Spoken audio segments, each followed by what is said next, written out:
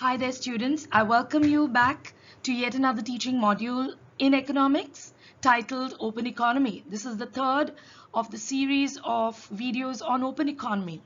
In the earlier videos, we covered open and closed economy, what they mean, balance of payments and the components of balance of payments. In the second video, we dealt with foreign exchange rate, the fixed and flexible foreign exchange rates, and determination of flexible exchange rate. In this video, we will study some important concepts in open economy. In this module, we will study about the functions of foreign exchange rate, appreciation and depreciation of domestic currency, alternative systems of foreign exchange rate, managed floating and dirty floating, and purchasing power parity. What is a foreign exchange market?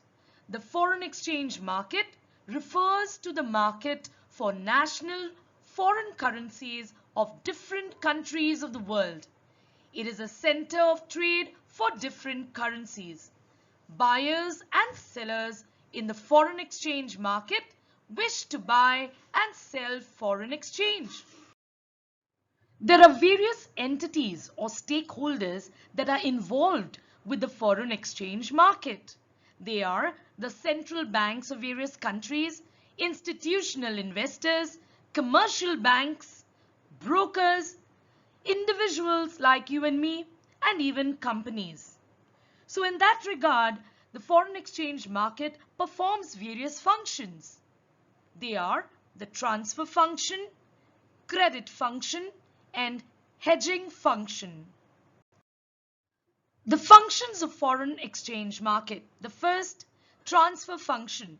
It means transfer of power in terms of foreign exchange across different countries of the world.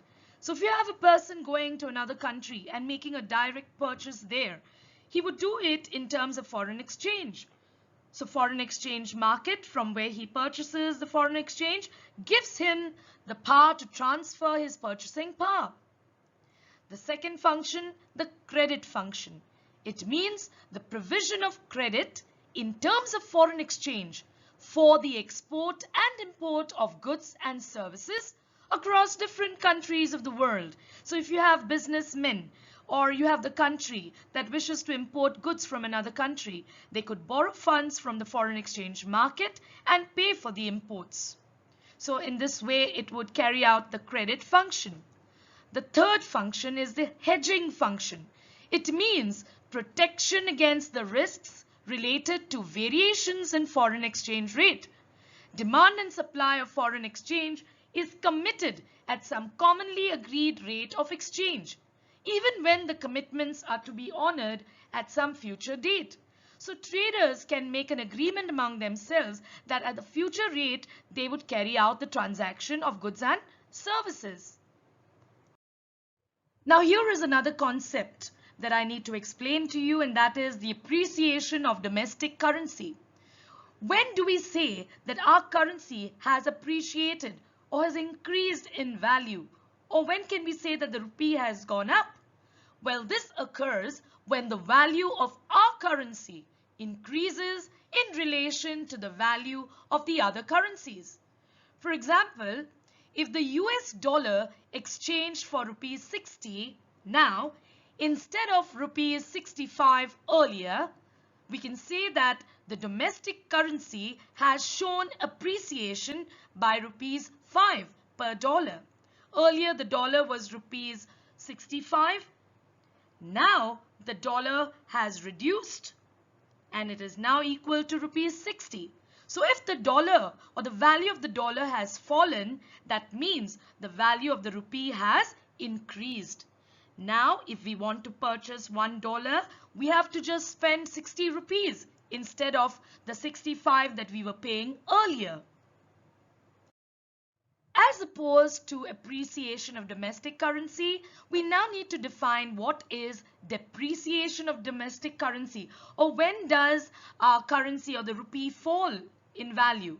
Well, this occurs when the value of our currency decreases in relation to the value of other currencies. For example, if the US dollar is exchanged for rupees 65 now instead of rupees 60 earlier, the domestic currency has shown depreciation by rupees 5 per dollar. So that means if the dollar has increased in value from $1 equals to 60 to $1 equals to 65, then definitely it is a rupee that has fallen, or in other words, depreciated. And in this case, by rupees 5. Here is another concept called managed floating. It is just like the fixed and flexible exchange rate system. It is a system that allows adjustments in foreign exchange rate according to a set of rules and regulations which are officially declared in the foreign exchange market. Adjustments are allowed entirely on the merits of a case. It is for the managing authority of the foreign exchange market to allow or reject an appeal for adjustments, which may be done to protect the interest of both the countries. Then we have another concept which is related to managed floating, and that is dirty floating. Now, what is dirty floating? It refers to a situation when managed floating is exercised in opposition to the rules and regulations. So if a country manipulates the exchange rates without consulting the managing authority of the foreign exchange market, totally in opposition and against the rules and regulations, then that kind of an adjustment in foreign exchange rate would be called as dirty floating. Dirty floating occurs when one country manipulates the exchange rate to foster its own economic interests, even when it hurts the economic interests of other countries in the international market. Often, the value of the domestic currency is kept low in relation to the other countries' currencies, so that the domestic goods continue to have a competitive edge in the international market. Adjustments in foreign exchange rate can be done in two ways. One, the wider bands, and the other, the narrow bands. We will first study what is the wider band system. It is the system that allows wider adjustments in the fixed exchange rate system. It allows adjustments up to 10% around the parity value between any two currencies in the international money market. Let me give you an example. If $1 is equal to 50 rupees, 10% revision upwards or downwards is to be allowed in this exchange of 1:50. Exchange rate may be revised at 1:50 plus 10%. 10% of rupees 50 is 5 rupees. 50 plus 5 rupees is rupees 55. The downward adjustment would be 50 minus rupees 5 equals to rupees 45. This is done to help the member countries to correct the BOP status. For example, from $1 equals to rupees 50 to $1 equals to rupees 55. This is expected to increase the demand for Indian products. Export earning is expected to rise. Accordingly, BOP status is expected to improve. Then we have the narrow bands, which is also known as crawling peg system. This system allows small but regular adjustments in the exchange rate for different currencies. Not more than 1% upward or downward adjustment is allowed at a time. It is a small adjustment, but it can crawl. It can be repeated at regular intervals. For example, 1% of rupees 50 would be 50 paise. So if we are making an adjustment in the narrow band system, then 50 plus 50 paise would be 50 rupees 50 paise. 50 rupees minus 50 paise would decrease the rate to 49 rupees 50 paise. Here is a very important concept in open economy, which we call as purchasing power parity. Purchasing power parity is another measure of spot rate of exchange. It refers to the ratio of purchasing power of the currencies of trading partners. It simply means the ratio of price levels in different countries. R equals to PA divided by PB, where R is the rate of exchange. PA is the price level in the country A of a particular good, and PB is the price level of that same good in country B. So here we have it in the form of a formula, purchasing power parity formula. Rate of exchange is equal to cost of good X in currency 1, that is in one country, divided by cost of good X, that is the same good, in currency 2, that is another country. Let me explain purchasing power parity with the help of an example. If the price level of 1 kg apples in India is rupees 60 and in the US it is $1, and if the purchasing power in both the countries is considered on par or equal, the exchange rate will be $1 equals to rupees 60. Some economists believe that the exchange rate between two countries in the long run tends to be equal to the purchasing power parity between the countries.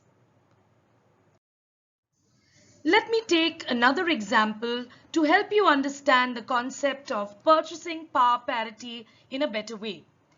If a burger of a particular well-known brand costs $4 in the US and the same burger costs rupees 280 in India, and if the prices in both the countries are at par with each other, which means they have the same value in both the countries, then the exchange rate between the two countries will be rate of exchange equals to price of burger in America, that is in country A, divided by price of the burger in India, that is country B. So 280 divided by 4 is equal to rupees 70. Therefore, $1 is equal to rupees 70. Here are some application questions that will help us to understand all the concepts that we have learned in a better way. The first question. The rupee dollar exchange rate was rupees 55 per dollar and now it has become rupees 60 per dollar. What will be its impact on the rupee in India? As we can see, the value of the dollar has gone up, which means the dollar has appreciated. Earlier the dollar was rupees 55 and now it has become rupees 60. So it means that the dollar has appreciated. It has increased in value. And this means that the rupee has fallen in value or the rupee has depreciated. So the answer to the first question would be the impact on the Indian rupee is depreciation of the Indian rupee. Second question, what will be its impact on the US national who visits India?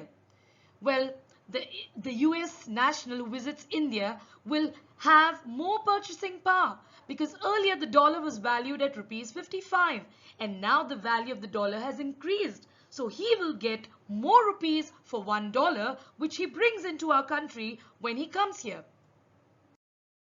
The next question, if inflation is higher in India than in America, which means that goods are more expensive in India than in America, there is no purchasing power parity here. And the exchange rate is fixed at rupees 60. State and explain what will happen to the following. A. India's exports to America. Well, India will try to increase its exports to America. However, America might not increase its imports from India because goods are supposed to be more expensive in India in comparison with the same goods in America. So the answer to A would be India's exports to America will ultimately decrease. B. What will happen to India's imports from America? India's imports from America will increase for the same reason that the prices of goods are higher in India than they are in America. The third question, the price of the dollar in terms of Indian rupees has changed from $1 equals to 63 to $1 equals to. In January 2018, $1 was equal to rupees 67. In February 2018, $1 is equal to rupees 64. What is the correct term to describe the change on the value of Indian rupee against the dollar? Well, you can clearly see that the dollar has decreased in value. The dollar has fallen in value, which means the dollar has depreciated. If the dollar has appreciated, it clearly tells us that this is a case of appreciation of the Indian rupee. Here is the status of US imports and exports for the year 2019. As you can see, the imports of US was valued at 3.1 trillion US dollars and the value of exports was 2.5 trillion US dollars. What would this be an example of? A trade balance, a trade surplus, or a trade deficit? As you can see, the value of the imports is greater than the value of the exports, which means here is a case of a trade deficit. America is exporting lesser than what it imports. The value, at least, of exports is lesser than the value of the imports of goods.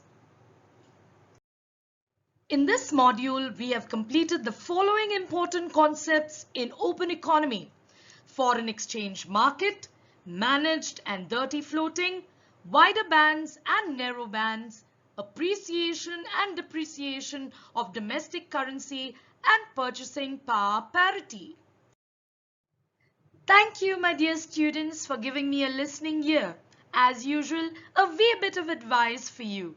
May you and I be like the moon that reflects the light of the sun. May we who acquire knowledge and wisdom reflect this knowledge and wisdom to all we come across in our lives. Stay blessed. Thank you.